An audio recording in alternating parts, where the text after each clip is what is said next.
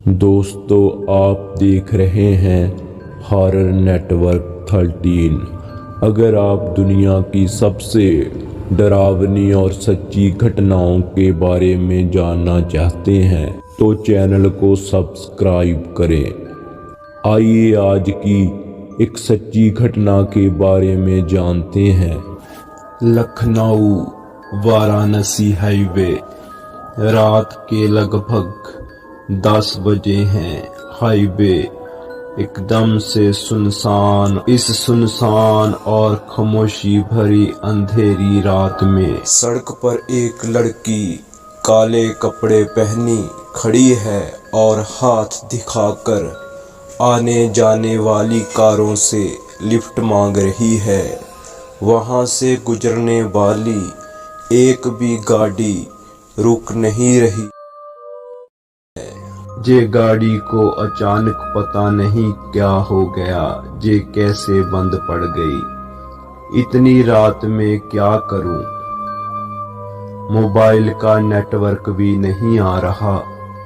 रानी ने अपने आप से कहा। इतने में रानी देखती है कि एक कार दूर से आ रही है।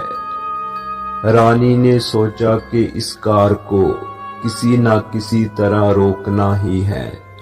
इसीलिए रानी सड़क के विचकार खड़ी होकर उस गाड़ी को हाथ दिखाकर रोकने की कोशिश करने लगी। आखिर वह कार रुकी। रानी उस कार की ड्राइविंग सीट की तरफ आई और बोली, मेरी गाड़ी अचानक बिगड़ गई है। क्या आप लोग मुझे आगे तक लिफ्ट देंगे? उस कार में 2 सवारी बैठे थे। एक औरत जो ड्राइव कर रही थी और एक आदमी जो उसके बगल में बैठा हुआ था। उन्होंने रानी को पीछे बैठ जाने के लिए कहा। रास्ते में रानी ने बात शुरू की, आप दोनों का बहुत शुक्रिया जो आपने मुझे देखकर कार रोक ली और मुझे लिफ्ट देने के लिए तैयार हो गए। मैं पिछले 2 घंटे से जहां खड़ी हूं और मुझे लिफ्ट देने के लिए कोई भी कार रुकी नहीं। आपका एक बार फिर से धन्यवाद। अगर आप गाड़ी ना रोकते तो मुझे शायद आज रात इसी हाईवे पर गुजारनी पड़ती। ज्यादातर हाईवे में कोई किसी को लिफ्ट नहीं देता, खासकर तब जब कोई काले कपड़े पहने खड़ा हो। लोग भूत समझ लेते हैं। रानी ने हंसते हुए कहा। रानी ने एक काले रंग की टी-शर्ट और ऊपर से काले रंग का जैकेट पहन रखा था। हम देते हैं लिफ्ट। भूत कहीं भी हो सकता है, कोई भी हो सकता है। ड्राइव कर रही औरत ने अपनी कार के फ्रंट मिरर से रानी को देखते हुए कहा। रानी की मुस्कान थोड़ी सी सिमट गई। मेरा मतलब हम सब एक भूत हैं। वो महिला हंसते हुए बोली, आप इस वक्त कहां से आ रही हो? क्या कहीं जा रही हो?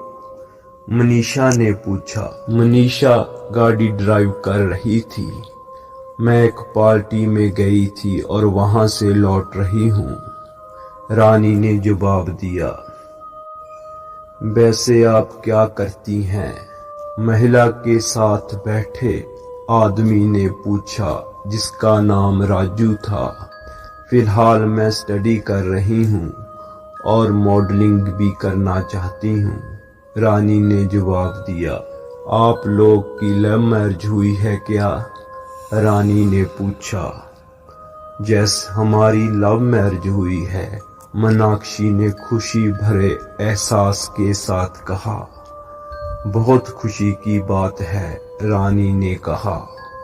हाँ, लेकिन खुशियों को ग्रहण लगते कहाँ देर लगती है। कब कैसे क्या हो जाए कोई नहीं जानता। मीनाक्षी ने बहुत गंभीरता से कहा। मीनाक्षी की बात और आवाज में दर्द महसूस हो रहा था।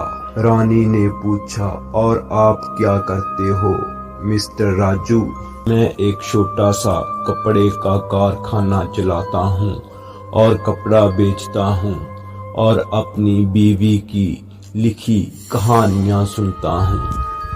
क्या आप कहानियाँ लिखती हैं? रानी ने मीनाक्षी की तरफ देखते हुए पूछा। कोई बहुत बड़ी लेखिका नहीं हूँ, बस थोड़ा बहुता लिख लेती हूँ, मीनाक्षी ने मुस्कुराते हुए कहा। मुझे कहानियाँ सुनना पसंद है। आजकल आप क्या लिख रही हो? रानी ने पूछा। मैं डरावनी कहानियाँ लिख रही हूँ, मीनाक्षी बोली। मुझे डरावनी कहानियाँ सुनना बहुत पसंद है, रानी ने आंखें बड़ी करते हुए कहा। अगर आपको ऐतराज ना हो तो क्या आप मुझे एक कहानी सुनाएंगी? सफर में मजा आ जाएगा। रानी ने कहानी सुनने की इच्छा जताई। सफर तो चल ही रहा है। हर सफर की अपनी कहानी होती है। एक सफर खत्म होता है तो दूसरा शुरू हो जाता है। एक कहानी खत्म होती है तो तीसरी शुरू हो जाती है। एक वीरान हाईवे का सफर। रानी ने फिर से कहानी सुनने की इच्छा जताई। रानी डरोगी तो नहीं? सुनसान हाईवे की एक छोटी कहानी है, सुनना चाहोगी? मुझे डर नहीं लगता। एक काम कीजिए, गाड़ी की लाइट भी बंद कर दीजिए, ज्यादा मजा आएगा। रानी ने खुद को हिम्मत वाली जताते हुए कहा।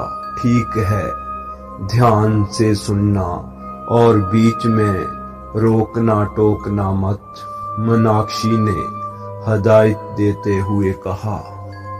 कार के अंदर की लाइट बंद कर दी गई।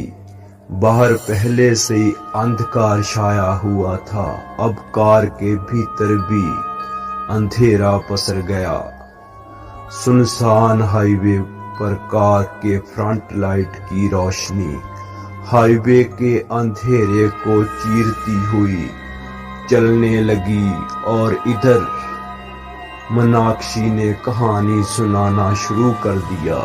कभी कभी रास्ते में राही किसी कारण अटक जाते हैं, उनकी जिंदगी की गाड़ी छूट जाती है। ऐसे में अक्सर वो रुके हुए मुसाफिर मंजिल तक पहुंचने के लिए हाईवे से आने जाने वाली गाड़ियों से लिफ्ट मांगते हैं। मगर उन मुसाफिरों का क्या जो किसी की मदद करने के लिए खुद ही राह भटक जाते हैं और रास्ते में ही अटक जाते हैं। याद रखें, रास्ते में अक्सर अजनबियों को लिफ्ट देना या किसी से लिफ्ट लेना आपकी जिंदगी की गाड़ी को हमेशा के लिए रास्ते पर ही रोक सकता है, जिसकी फिर कोई मंजिल नहीं रह जाती, बस रह जाता है वीरान रास्ता और लिफ्ट लेते देते मुसाफिर। शाम हो चुकी थी, अंधेरा हो चुका था। एक पति पत्नी का जोड़ा जिन्होंने 2 महीने पहले ही शादी रचाई थी, वो एक हाईवे से गुजर रहे थे। वो आपस में बातें करते हुए चल रहे थे। रास्ते में किसी ने लिफ्ट मांगी। दूर से ही देख कार में बैठी औरत ने अपने पति को कहा, हाईवे में ये कौन आधी रात को लिफ्ट मांग रहा है? मत रोको, पता नहीं कौन है। अरे कोई मुसीबत में हो सकता है, हमें रुकना चाहिए, उसके पति ने कहा। कार जैसे ही नजदीक पहुंची तो एक लड़की धीरे धीरे कर कार की ड्राइविंग सीट की तरफ आई और बोली, मेरी गाड़ी खराब हो गई है, क्या आप लोग मुझे आगे तक लिफ्ट दे सकते हैं? उन दोनों ने उसे गाड़ी में बैठने को कह दिया। वो पीछे बैठ गई। रास्ते भर वो खामोश रही। बीच में उन शादीशुदा जोड़े ने उसे बात करने की कोशिश की, मगर वो लड़की खामोश ही रही। इस पर उन्हें अजीब लग रहा था कि ये लड़की अपने बारे में कुछ भी कह नहीं रही, ना ही हमारी बातें सुन रही है, ना कोई जवाब दे रही है। इतने में अचानक कार के आगे एक गाय आ गई। वह कहां से आई किसी को कुछ पता नहीं। फ्रंट लाइट की रोशनी में वो नजर आ रही थी, एक काला सा जानवर जो बिल्कुल गाय जैसा लग रहा था। रोशनी में उसकी आंखें लाल चमक रही थी। आदमी ने अपनी कार रोक दी। उन दोनों को थोड़ा अजीब सा लग रहा था, लेकिन फिर वो गाय चुपचाप वहां से गुजर गई। जब उस आदमी ने दोबारा कार चालू की तो उसने देखा पीछे वो लड़की नहीं थी जिसको लिफ्ट दिया था। वो पीछे लड़की को ना पाकर हैरान हो गया और उसकी पत्नी डर के मारे कांपने लगी। उन्होंने वहां से तुरंत जाना जरूरी समझा। कार चालू कर दी और आदमी फुल स्पीड में गाड़ी चलाने लगा। वो दोनों डरे हुए थे। इससे पहले कुछ बुरा ना हो जाए वो जल्दी से जल्दी हाईवे छोड़कर अपने घर पहुंचना चाहते थे। अचानक सामने से फिर से वही लड़की उनकी कार के आगे आ गई। वो दोनों बहुत ज्यादा डर गए। इससे कार का बैलेंस बिगड़ गया और उनका एक्सीडेंट हो गया। गाड़ी सड़क से बाहर हो गई, पेड़ में जाकर लगी और वहां पलट गई। कार में बैठी महिला को बहुत चोट लगी थी और वो लगभग मर ही चुकी थी। वो आदमी अब भी जिंदा था। वो बहुत मुश्किल से उठा और सड़क के किनारे किसी से मदद मांगने चला गया। उसने हाथ दिखाकर गाड़ियों को रोकने की कोशिश की, मगर एक भी गाड़ी नहीं रुकी।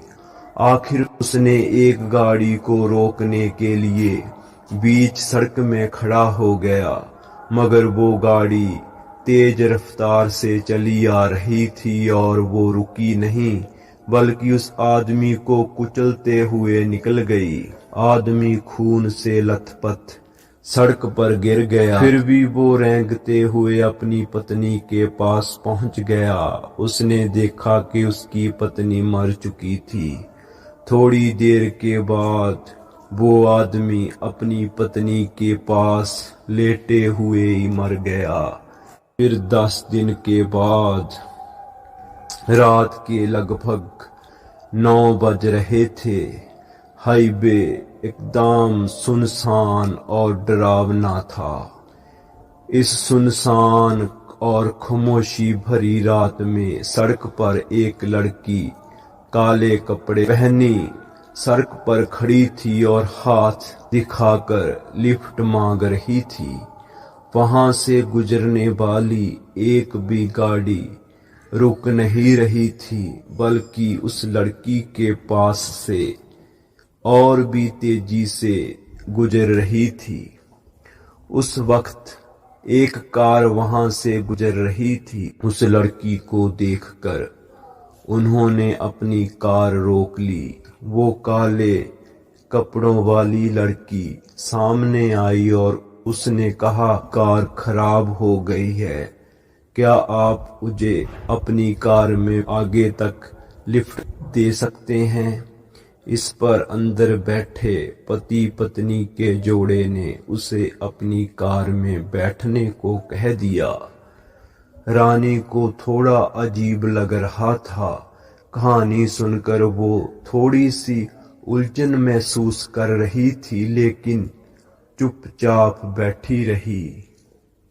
मीनाक्षी ने कहानी को जारी रखा। उस काले कपड़ों वाली लड़की ने अब धन्यवाद किया कि उन लोगों ने उसे लिफ्ट दे दी है। रास्ते भर में तीनों बातें कर रहे थे। वो लड़की काफी बोलने वाली थी। बात करते करते जब उसे पता लगता है कि वो औरत एक लेखिका है, तो उस महिला से एक कहानी सुनने की गुजारिश करती है ताकि सफर में मजा आ जाए। वो महिला हाईवे में हुई एक घटना की कहानी सुनाती है। इतना सुनकर अब रानी को होश आता है। उसे ध्यान होता है, ये तो हमारी ही कहानी सुना रही है। हाईवे में काली पोशाक वाली लड़की यानी मैं, एक पति पत्नी का जोड़ा और लिफ्ट। रानी ने मन ही मन खुद से कहा। मीनाक्षी अब भी कहानी सुना रही थी और उसकी कहानी के लफ्ज अब रानी को डरा रहे थे।